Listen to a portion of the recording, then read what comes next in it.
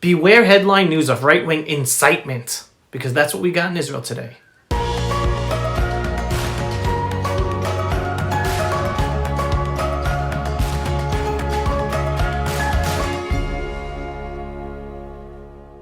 Folks, as you know, social media censorship is growing. The best way to support our video work for Israel is to subscribe to our video newsletter on pulseofisrael.com and to share our videos. If you are already a subscriber, then thank you. We in Israel today are experiencing a similar process as what happened in the United States post-January 6th. The establishment media in Israel is trying to label all those on the conservative right who are against the developing Bennett-Lapid government, together with the anti-Zionist Meretz party and the Muslim Brotherhood Ra'am party, as inciting violence and a danger to Israeli society. Sound familiar? This is actually not new in Israel. It is used by the leftist establishment media all the time against the conservative right to delegitimize us and shut down the right wing. Back in the early 90s, when the far-left Rabin Peres government was in power, also known as the Oslo days when they tried to push forward with the Oslo peace process, all of us on the right were all called enemies of peace to delegitimize us and our warnings against the horrendous and dangerous Oslo peace plan, because we knew it would bring more terror and violence, not peace. The whole right-wing religious community was then blamed and shamed for the act of one sick individual who pulled the trigger on Prime Minister Rabin to assassinate him, because he led the Oslo peace process for Israel. However, the media covered up the fact that the guy who pulled the trigger was actually recruited by Israel's Secret Service. Yep, by a man named Avishai Raviv, whose code name by the Secret Service was Champagne. To this day, the media has never dealt with the involvement of the Secret Service in Rabin's assassination, and instead delegitimizing the whole right-wing religious community in Israel, blaming us for his death. But all that's for a different video. Incidentally, it's that same Secret Service organization that warned about right-wing incitement before the Rabin assassination back then, that today they are warning about incitement by right-wingers today and trying to compare the two times.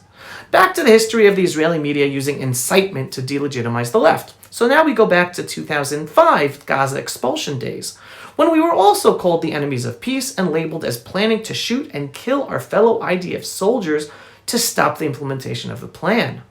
That was the most despicable thing the media could have said.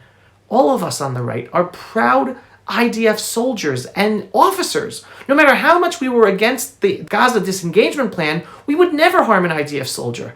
Yet that's how low the media went to delegitimize those of us on the right who dared stand up against the evil plans to expel 10,000 Jews from their homes and destroy 21 communities in Gaza. It's always the same thing. Instead of reporting on all the reasonable opposition to the dangerous plans of the left, the media always delegitimizes the right because of the incitement of a few. Now let's talk about incitement. It's wrong, period, by everybody, regardless if it's from the right or the left. But the leftist agenda of the establishment media is clear for all to see if people would just open their eyes. Here in Israel, the headlines are about how horrible it is that right-wingers are calling Naftali Bennett and his partners on the right-wing parties treasonous for lying to their right-wing voter base and now setting up a government together with anti-Zionists and terror supporters. Totally against what their right-wing supporters want, most of them at least. However, for 2 years, the Israeli media proudly interviewed leftists who were calling Netanyahu a traitor, total incitement. The media encouraged those people, giving them airtime all the time. Every week, the anti-Netanyahu protests were covered by the media, with them calling him traitor.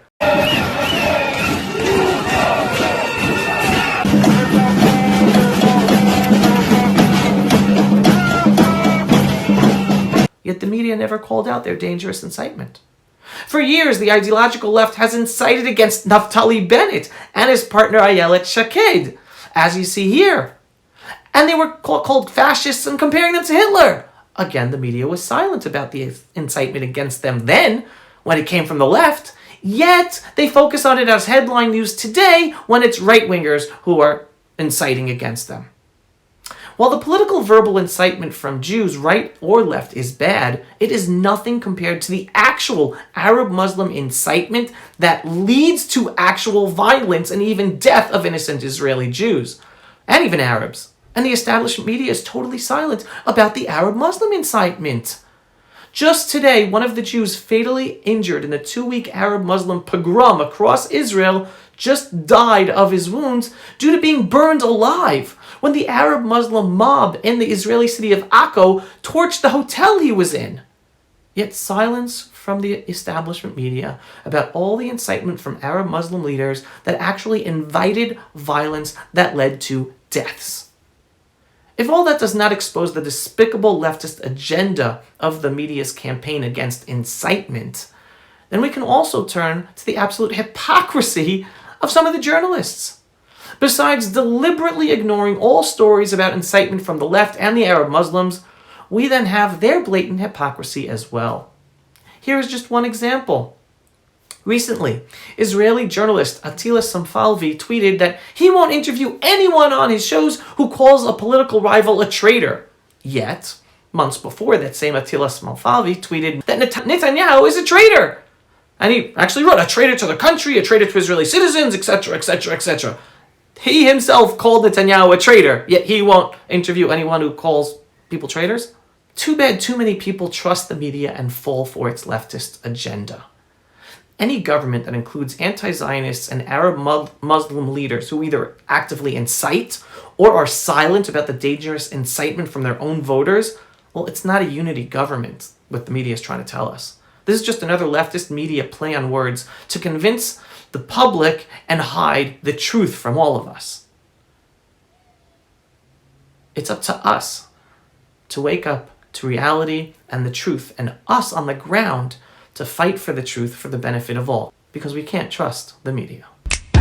Pulse of Israel, frontline videos from the Holy Land. Support our work by donating today.